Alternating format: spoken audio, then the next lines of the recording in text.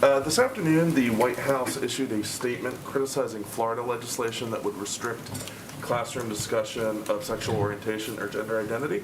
It's relatively rare for the White House to weigh in on state-level legislation. So you can speak about the decision to weigh in on this particular bill and why this issue rose to the level that the White House wanted to put something up there? Well, for those of you who weren't following this, maybe all of you were, but let me first say that every parent, as one myself too, hopes that our leaders will ensure their children's safety, protection, and freedom.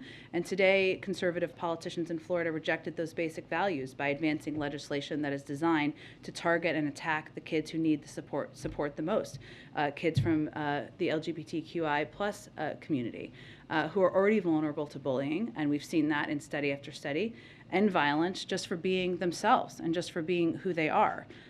Make no mistake, this is not an isolated action in Florida. Across the country, we're seeing Republican leaders taking action to regulate what students can or cannot read, what they can or cannot learn, and most troubling, who they can or cannot be. This is who these kids are, and these legislators are trying to make it harder for them to be who they are.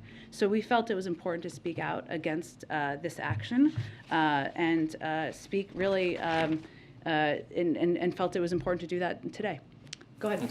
What's the White House reaction to the Supreme Court late yesterday restoring an Alabama voting map that a lower court ruled was discriminatory? Yeah, this is a very important story.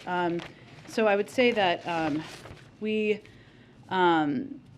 need to make sure, as you've heard the president say, that our sacred voting rights are fully protected. We should be moving forward, not backward. That is always the view of the president, the vice president, and this White House.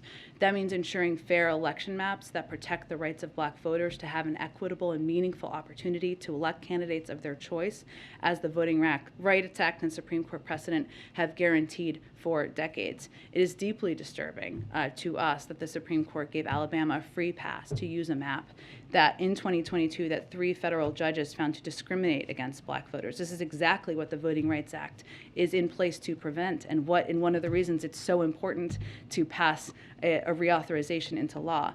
And they did this without the Supreme Court finding any reason to doubt that conclusion. That is concerning to us, and certainly protecting people's rights, not taking steps backward, is our objective. The administration, as you know, through the Justice Department, took legal action against Texas. They challenged those maps perceived as being discriminatory. Given that the voting rights legislation here in Washington has basically been put on pause for a number of reasons, has the White House considered any sort of unilateral or preemptive actions against states that might try to take similar steps as Texas and Alabama did? Again, I understand the question. I would point you to the Department of Justice, as you know, but for others, we're not a party to this lawsuit, but I would point you to the Department of Justice. Go ahead. Hi, thanks. A couple on Dr. Lander. I want to be precise first, I guess, on his resignation, because you said it became clear to him yesterday. Did the president or anybody else in the White House encourage him to resign, or was this 100% totally voluntary? This is a decision made by Dr. Lander. And what does it say to the staff, I guess, in the administration, that the president appeared happy to keep him in his role until essentially this became public and became untenable, at least in Dr. Lander's mind?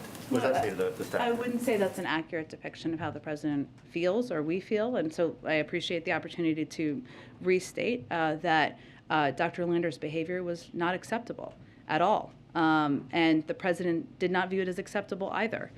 There was a full process that was undergone. That was an implementation of the policies put in place last spring, the Safe and Respectful Workplace Policy. That included a thorough investigation. It included a meeting of Dr. Lander with individual senior officials from the White House team, and it included specific steps he had to take to prevent this from happening ever again. And I think what people should be assured of in the White House is that the president's committed to maintaining a healthy work environment, to creating a channel also to address any issues that come up, and that channel was created through this policy last May.